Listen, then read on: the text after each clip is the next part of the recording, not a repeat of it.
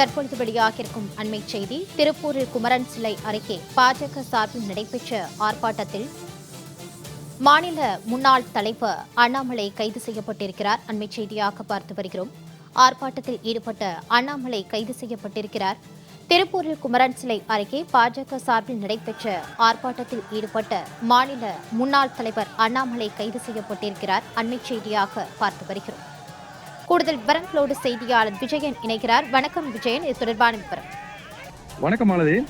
திருப்பூர் குமரன் சிலை அருகில் அந்த அதாவது பாரதிய ஜனதா கட்சி சார்பில் மாநகராட்சி நிர்வாகத்தை கண்டிச்சு இன்னைக்கு ஒரு ஆர்ப்பாட்டத்தை அறிவிச்சிருந்தாங்க. அதற்கு போலீசார் அனுமதி மறுத்த நிலையில அங்க பாரதிய ஜனதா கட்சியினுடைய முன்னாள் மாநில தலைவர் அண்ணாமலை அந்த கண்டன ஆர்ப்பாட்டத்தில் ஈடுபட்டு பேசிய போது அவங்கள போலீசார் கைது செய்ததால இப்போ அங்க ஒரு பரபரப்பான ஒரு சூழல் காணப்படுது.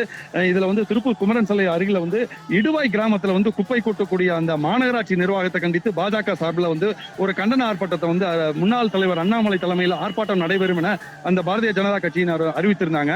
இதற்கு போலீசார் அனுமதி மறுக்கப்பட்ட நிலையில திருப்பூர் குமரன் சிலை அருகே 300க்கும் மேற்பட்ட போலீசார் பாதுகாப்பு பணியில குவிக்கப்பட்டாங்க. இந்த நிலையில ஆர்ப்பாட்டத்துக்காக குமரன் சிலை அருகே வந்திருந்த அந்த பாரதிய ஜனதா கட்சியினர் போலீசார் கைது செய்து உடனடியா வேன்ல ஏத்தினாங்க.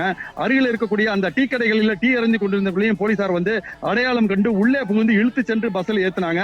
இதற்கு எதிர்ப்பு தெரிவித்த பாரதிய ஜனதா கட்சியினுடைய தொண்டர்களுக்கு அவங்களுடைய குரல்களை எதையுமே செவிமடுக்காத இந்த போலீசார் அனைவரையும் குண்டு கட்டாக வேன்ல ஏத்தினாங்க.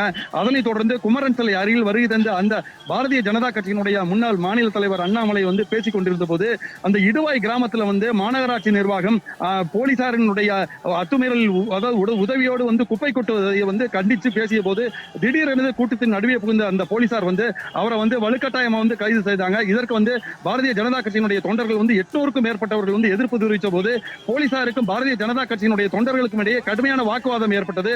அதனைத் தொடர்ந்து அனைவரையும் போலீசார் கைது செய்து தற்போது திருமண மண்டபத்தில் அடைச்சு வச்சிருக்கிறதுனால திருப்பூர் குமரன் சிலை பகுதியில் ஒரு பெரும் பரபரப்பு காணப்படுது. மாலதி, விஜயன் தொடர்பான விரிவான விவரங்களோடு இணைந்தமைக்கு நன்றி.